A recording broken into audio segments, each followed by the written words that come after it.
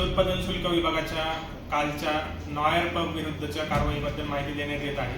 काल दिनांक 27 डिसेंबर 2025 रोजी पहाटे 5 वाजता अधीक्षकांच्या उपस्थितीमध्ये नॉयर पब विरुद्ध कारवाई करण्यात आलेली आहे। पहाटे 5 वाजेपर्यंत अवैध पद्धतीने हा पब चालू होता।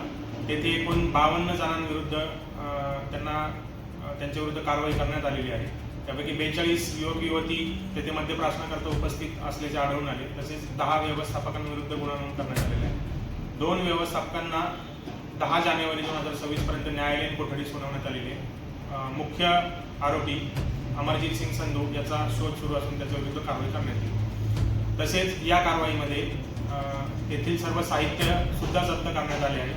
तेथील सोफा, त्याच्यानंतर तिथे टेबल्स, खुर्च्या, तसेच साऊंड सिस्टीम इत्यादी सर्व व मद्यसाठा असा एकूण 3.67 लाख इतक्या रकमेचा मुद्देमाल जप्त करण्यात आला। राज्य उत्पादन शुल्क विभागाच्या वतीने आवाहन करण्यात येते की अशा प्रकारे बेकायदेशीरपणे अवैध कोणताही परवाना नसताना पार्ट्यांचे आयोजन करण्यात येऊ नये, अन्यथा कठोर कायदेशीर कारवाई करण्यात येईल।